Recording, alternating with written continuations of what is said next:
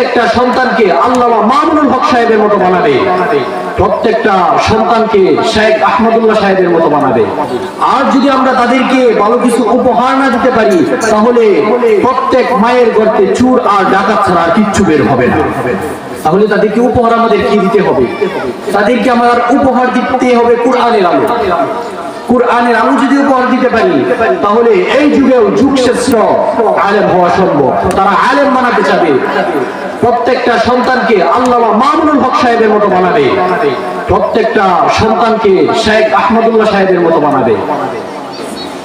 এই কারণে এখন আমি নারীদেরকে নিয়ে কথা বলবো।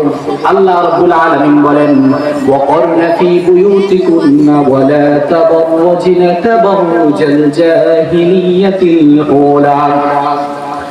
আল্লাহ রাব্বুল আলামিন বলেন, ও দুনিয়ার নারীগণ, তোমরা তোমাদের ঘরের মধ্যে থাকো, তোমরা ওই জাহিলিয়াতি যুগের নারীদের মতো তোমাদের দেহকে প্রদর্শন করে বেড়াবে না। ওই জাহিলিয়াতি যুগের নারীদের মতো তোমাদের দেহ প্রদর্শন করে বেড়াবে না। আল্লাহ বলতেছে, এই দুনিয়ার নারীরা তোমরা ঘরের মধ্যে থাকো, কিন্তু এখন আমাদেরটা হয়ে গেছে আলাদা। আমরা পুরুষরা থাকে ঘরে, নারীরা থাকে বাহিরে। এখন তারা পরিবর্তন করে ফেলেছে, তারা পরিবর্তন করে ফেলেছে। পুরুষরা থাকবে বাহিরে, অথচ নারীরা থাকবে ঘরে। এই সিদ্ধান্তটা, এই হুকুমটা, এই আদেশটা শুধুমাত্র আল্লাহ। এখন নারীরা দুইটা জায়গায় বেশি যায়, এক যায় বাজারে, দুই যায় মাজারে। সন্তান না হইলে মাজারে গিয়ে দৌড়ে, বলে বাবা সন্তান দেন, সন্তান দেয়। আল্লাহ রাব্বুল আলামিন বলেন, ইয়াহাবু লিমান ইয়াশাউ ইনাসা ওয়া ইয়াহাবু লিমান ইয়াশাউ যুকুর। আল্লাহ রাব্বুল আলামিন বলেন, আমি যাকে ইচ্ছে করি তাকে কন্যা সন্তান দান করি। কন্যা সন্তানের মধ্যে আল্লাহ রাব্বুল আলামিন বরকত দিয়ে দিয়েছেন। এই কারণে সর্বপ্রথম কন্যা সন্তানের কথা বলেছেন। أو يزوجهم ذكرانا وإناثا ويجعل من يشاء عقيما। আমি যাকে ইচ্ছে করি তাকে পুত্র সন্তান দান করি।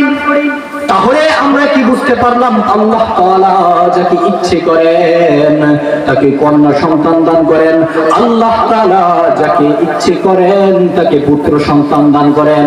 তাহলে পুত্র সন্তান দেওয়ার মালিক হচ্ছে আমার আল্লাহ, কন্যা সন্তান দেওয়ার মালিক হচ্ছে আমার আল্লাহ। তাহলে আমরা কি মাজারে যাইবো? আমরা কখনোই মাজারে যাইবো না। এই কারণে সম্মানিত মা এবং বোনেরা, আমরা কখনোই মাজারে গিয়ে যাব না। আমাদের 6 জানুয়ারিকে মডার্ন মনে করতে হবে। আমি আপনাদেরকে বলে যাচ্ছি, 6 জানুয়ারির জীবনী আপনাদের পড়তে হবে। মনোযোগ দিয়ে শুনবেন।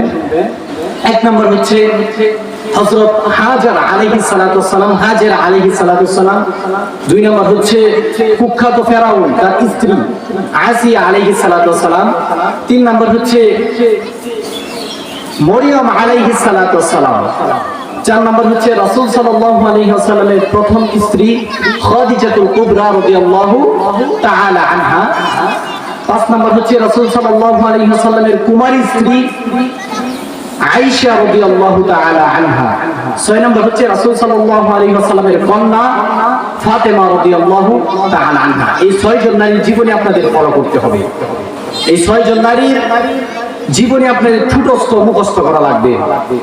মুখস্থ করতে পারলে তারা কি